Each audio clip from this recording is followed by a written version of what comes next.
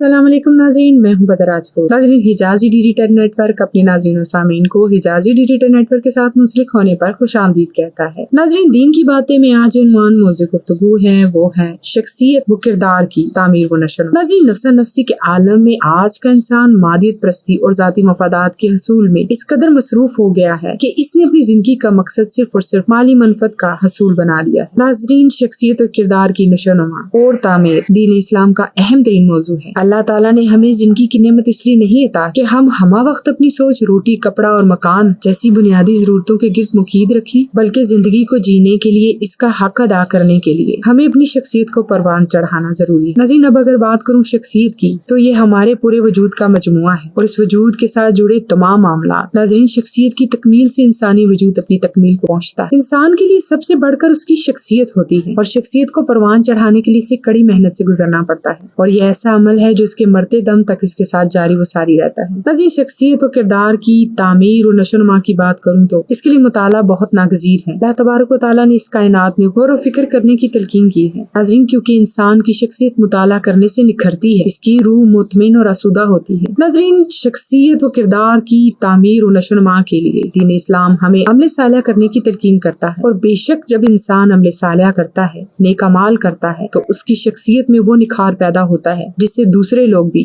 فیض یاب ہوتے ہیں۔ ناظرین، جب انسان عمل صالح کرتا ہے تو اس کی شخصیت، اس کا کردار لوگوں میں محبوب ہو جاتا ہے۔ اس نے عمل سے، نیک اعمال سے اس کی شخصیت میں نکھار آتا ہے۔ لوگ اسے محبوب رکھتے ہیں، اس کی صحبت اختیار کرنا چاہتے ہیں کیونکہ وہ اس کے عمل اور علم سے فیض یاب ہوتے ہیں۔ ناظرین، اب اگر موجودہ معاشرے کی بات کروں تو ہماری شخصیت نزلی کا شکار ہو چکی ہے۔ غصہ، نفرت، حسد، جلن، تشدد جیسے جذبات نے انسان کو صالح اعمال سے کوسوں دور کر دیا ہے اور اس کی شخصیت کو مسخ کر دیا ہے۔ ناظرین، انسان کی شخصیت کو سنوارنے اور بگاڑنے میں صحبت بھی کلیدی کردار ادا کرتی ہے۔ ناظرین، اللہ تبارک و تعالیٰ نے جو اپنی ہدایات انبیاء کرام کے ذریعے دنیا میں بھیجی ہیں، اس کا مقصد صرف اور صرف انسان کی شخصیت، اس کے کردار کی صفائی ہے۔ ناظرین، بے شک نیک، اچھے، پڑھے لکھے، عابد، زاہد لوگوں میں بیٹھنے سے انسان گناہوں سے پاک رہتا ہے۔ اس کے اخلاق، اس کے کردار، اس کی شخصیت کی ایسی تعمیر اور ایسی نشو و نما ہوتی ہے جس سے دوسرے لوگ بھی فیض یاب ہوتے ہیں۔ اس کا کردار اور اخلاق تعمیر و نشو و نما پاتا ہے۔ ان کی شخصیت اعمال صالحہ اور روشن کارناموں سے لبریز ہو جاتی ہے۔ ناظرین، آج ہمارے معاشرے کو سب سے بڑھ کر ذہنی تربیت و نشو و نما کی ضرورت ہے۔ آج ہمارے معاشرے کو شخصیت اور کردار سازی کی ضرورت ہے۔ آج ہمارے معاشرے کی اضطراب اور بے چینی اس بات کی متقاضی ہے کہ شخصیت سازی پر کام کیا جائے۔ ناظرین، بے شک اپنے وجود کو نظر انداز کر کے کوئی شخص بھی بامقصد زندگی بسر نہیں کر سکتا۔ جب انسان کی شخصیت پروان چڑھتی ہے تو یقین جانیے وہ اپنے ساتھ ساتھ دوسروں کے لیے بھی بہتری کی راہیں ہموار کر دیتی ہے۔ نعت پیش کرتی ہوں۔ کبھی کاش روزے کی چھاؤں میں بیٹھوں، میں بن کر سوالی گداؤں میں بیٹھوں۔ کبھی کاش روزے کی چھاؤں میں بیٹھوں، میں بن کر سوالی گداؤں میں بیٹھوں۔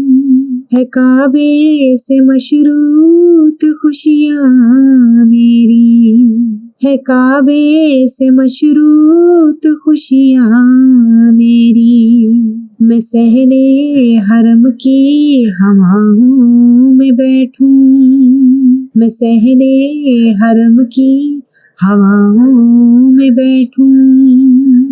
کبھی کاش روزے کی چھاؤں میں بیٹھوں، میں بن کر سوالی گداؤں میں بیٹھوں۔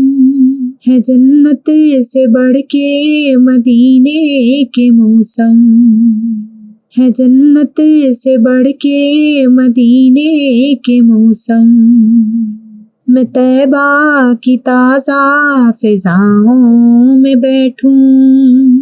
کبھی کاش روزے کی چھاؤں میں بیٹھوں، میں بن کر سوالی گداؤں میں بیٹھوں۔ اس دعا کے ساتھ اجازت چاہوں گی کہ اللہ تبارک و تعالی ہمیں دین اسلام پر کاربند رہنے کی توفیق عطا فرمائے، آمین۔ ناظرین، آج کا ہمارا یہ پروگرام آپ کو کیسا لگا؟ اپنی رائے سے ضرور آگاہ کیجیے گا۔ ہماری اس کاوش کو کامیاب بنانے کے لیے ہمارے چینل کو سبسکرائب، لائک اور شیئر ضرور کیجیے گا۔ اپنا بہت سا خیال رکھیے گا۔ اللہ نگہبان۔